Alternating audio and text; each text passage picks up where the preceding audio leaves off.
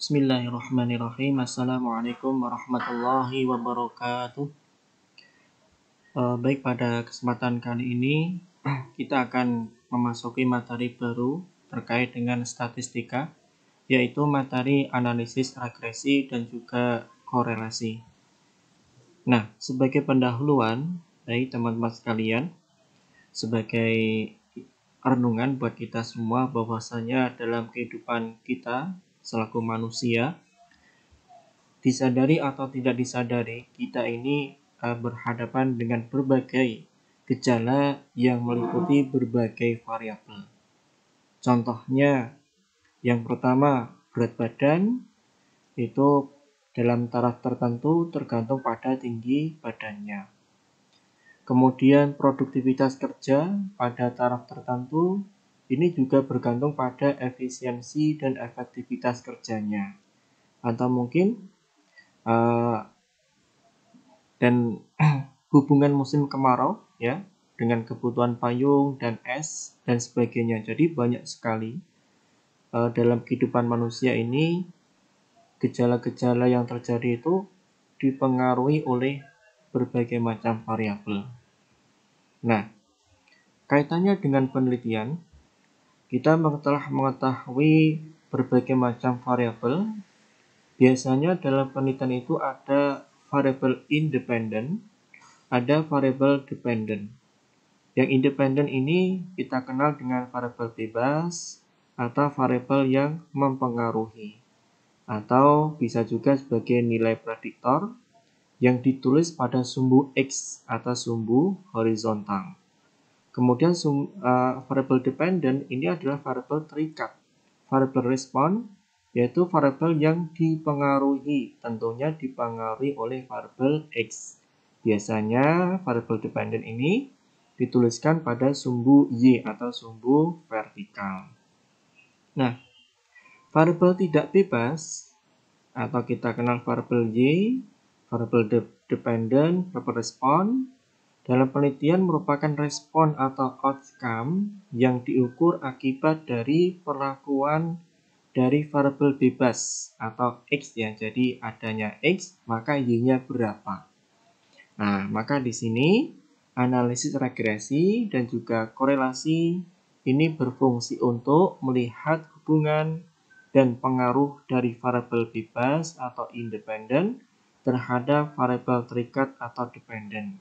Jadi kalau pada pertemuan sebelumnya kita mempelajari uji T dengan berbagai macam bentuknya, itu fungsinya sekedar untuk mengetahui ada tidaknya perbedaan dari variabel atau dari treatment yang kita berikan.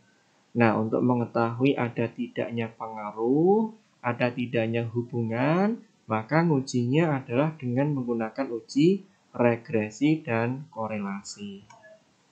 Nah, yang pertama teman-teman sekalian, ini adalah bentuk sederhana dari regresi linier sederhana. Jadi ini gampang saja ya, ada sumbu X dan Y, ada persamaan Y sama dengan A plus BX. Y ini adalah nilai atau garis yang menunjukkan variabel respon, variabel dependen, yang X adalah variabel bebas. Nah, di sini tentunya B ini menunjukkan slope atau istilahnya gradien, sedangkan nilai A ini adalah intercept atau titik potong nilai dengan sumbu Y terjadi ketika X-nya adalah 0. Nah, untuk mengetahui persamaan, jadi kita dalam suatu penelitian kita dapat data nilai X dan Y, kemudian kita ingin mengetahui ada tidaknya hubungan, ada tidaknya pengaruh, maka mengujinya dengan regresi sederhana Y sama dengan A plus BX. Nah, dari data itu kita bisa mengetahui nilai atau kita bisa menghitung nilai B. B adalah N dikali sigma dari XY dikurangi sigma X kali sigma Y dibagi dengan N kali sigma X kuadrat min sigma X dikuadratkan. Sedangkan nilai A-nya yaitu sigma Y kali sigma X kuadrat kurangi sigma X kali sigma X dan Y dibagi dengan N kali sigma X kuadrat min sigma X dikuadratkan. Nah, ketika kita hitung lebih lanjut, ternyata nilai A ini bisa kita sederhanakan ya menjadi A sama dengan sigma Y dibagi N dikurangi B kali sigma X dibagi dengan N. Nah, di sini adalah nilai rata-rata ya, jadi A sama dengan rata-rata Y dikurangi dengan B kali rata-rata dari X. Ini ya. Untuk mengerjakan lebih mudah menggunakan tabel, kemudian dengan aplikasi Excel sangat cepat untuk dikerjakan. Nah, berikutnya adalah prosedur analisis dan untuk uji regresi linear sederhana. Yang pertama yang jelas adalah kita menentukan tujuan dari analisis regresi linear sederhananya. Kemudian kita identifikasi variabel X-nya mana, variabel Y-nya mana. Kemudian kita kumpulkan, kita sajikan dalam bentuk tabel. Kemudian kita dari tabel itu kita kembangkan, ada tabel nilai X kuadrat, ada nilai X dan Y, dan total dari masing-masing. Artinya sigma X-nya, sigma X kuadratnya, sigma XY, sigma X, dan sigma Y, dan seterusnya. Kemudian menggunakan rumus untuk menghitung A dan B. Kemudian membuat model persamaan regresi ya, yaitu Y sama dengan A plus BX. Kemudian terkadang kita bisa, atau mungkin terkadang kita diminta untuk prediksi ya, mungkin datanya X dari 1 sampai 7. Kemudian ditanya ketika X-nya 10 maka Y-nya berapa, itu namanya melakukan prediksi. Kemudian uji signifikansi ya, menggunakan uji T dan menentukan taraf signifikannya. Jadi uji T yaitu dari besaran-besaran yang diperoleh dari uji regresi dan korelasi. Sehingga kalau cuma uji T ada tidaknya perbedaan ya, tapi kalau uji T dari besaran uji regresi korelasi maka itu bisa kita gunakan untuk menentukan ada tidaknya pengaruh ya. Nah, di sini tabel bantu ya. Ini adalah variabel Y, nilainya berapa, kemudian X nilainya berapa, kemudian kita tambah tabel kolom baru X dan Y, jadi X kali Y ya. Kemudian X kuadrat, kemudian ini datanya, kemudian di bawahnya kita jumlahkan. Jadi dengan Excel ya, ini sama dengan Y bintang X, kemudian sama dengan X dikuadratkan ya. Kemudian di drag ke bawah ketemu semua yang jumlah sama dengan sum, kurung buka ini di blok di drag ya, di enter ketemu satu, di drag sini ketemu semua. Kemudian dengan Excel juga maka B sama dengan N adalah jumlah datanya, sigma XY kurangi sigma X, sigma Y bagi N, sigma X kuadrat min sigma X dikuadratkan. B ketemu maka A juga bisa ketemu, A adalah Y.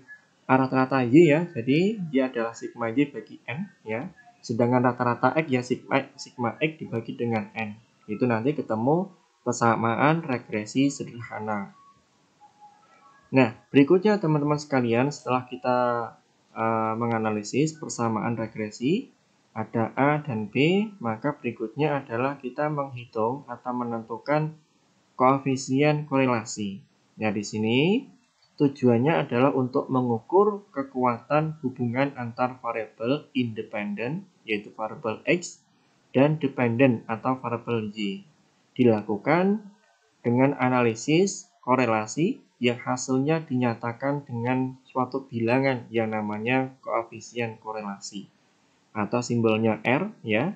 R sama dengan N sigma XY min sigma X kali sigma Y dibagi akar ya, akar panjang nih ya. N sigma X kuadrat min sigma X dikuadratkan, kemudian kali lagi ya, ini dalam kurung ya, kali N sigma Y kuadrat min sigma Y dikuadratkan. Nah, di sini R ini batasannya dari 0 sampai dengan 1 gitu ya. Jadi kategorinya ada sangat lemah, cukup ya, sampai dengan sangat kuat gitu. Nanti R lebih lanjut lagi ada R itu bisa positif bisa negatif ya.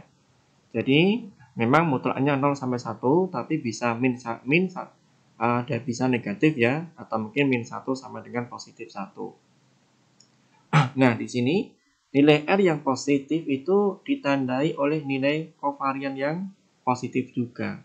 Sedangkan nilai negatif, maka nilai kovariannya juga negatif. Nah, teman-teman sekalian, ketika R-nya itu kok mendekati 1 atau mendekati min 1, maka nilai korelasinya itu sangatlah tinggi. Nah, atau mungkin mendekati, kalau pas di satunya atau pas di negatif satunya, maka korelasinya itu sempurna. Kalau 0, maka tidak ada korelasinya atau tidak ada hubungannya. Nah, di sini adalah gambaran secara grafik ya dari koefisien korelasi apakah negatif atau positif ya. Kalau dia positif 1 maka dia sempurna. Nilai X, nilai Y dia berada pas di garis lurusnya. Kalau R 0,9 maka ada beberapa yang tidak di garisnya. Kalau semakin kecil maka garisnya semakin titik-titiknya itu semakin jauh dari garis lurusnya. Kalau negatif maka gradiennya berarah negatif ya, turun ya. Ini juga kalau nilainya 0 maka dia tidak membentuk ya, istilahnya titik-titik data itu jauh dari garis lurusnya itu. Nah, untuk mengetahui berapa besar pengaruhnya ya, katakanlah X itu dikatakan mempengaruhi Y jika berubahnya nilai X itu menyebabkan perubahan Y. Nah, di sini naik turunnya tentunya ya, naik turun dari Y itu sedemikian rupa ya. Jadi tidak semata-mata dipengaruhi oleh variabel X, bisa juga dipengaruhi oleh variabel lain. Nah, di sini untuk mengetahui berapa nilai istilahnya berapa besar pengaruhnya, maka dihitung dengan menggunakan koefisien determinasi atau simbolnya R kuadrat ya. Jadi untuk mengetahui berapa besar kontribusi atau efek dari X terhadap naik turun nilai Y, kita hitung dengan koefisien penentuan, koefisien determinasi simbolnya R kuadrat. Maka variabel yang non-determinasi, yaitu variabel yang mempengaruhi selain dari variabel X, tentunya adalah 1 dikurangi R kuadrat. Kenapa? Karena di sini hasilnya dalam bentuk persentase ya. Maka nilainya adalah 0 sampai dengan 1 ya. Kenapa? Karena R ini nanti hasilnya 0, berapa ya, misalkan 0,91 maka R-nya itu adalah 91%. Sehingga yang non berarti 1 min R kuadrat. Kemudian jika telah ditentukan koefisien determinasinya, maka selanjutnya dilakukan uji signifikansi atau hipotesis yang diajukan. Bisa menggunakan uji T, uji F, uji Z, atau uji Q kuadrat. Nah, dengan cara ini ya, dengan uji signifikansi, maka kita akan mengetahui ya apakah variabel X itu berpengaruh secara signifikan terhadap variabel respon atau variabel dependennya. Nah, di sini arti dari signifikan maksudnya adalah bahwa pengaruh antar variabel berlaku bagi seluruh populasi. Nah, di sini kita untuk regresi sederhana, uji signifikansinya cukup menggunakan uji T saja. Nah, untuk uji T nanti ya hipotesisnya beta sama dengan 0 ya, artinya X tidak berpengaruh pada variabel Y. Yang beta sama dengan tidak sama dengan 0, maka variabel X berpengaruh terhadap variabel Y. Nah, alfanya kita gunakan 5% ya.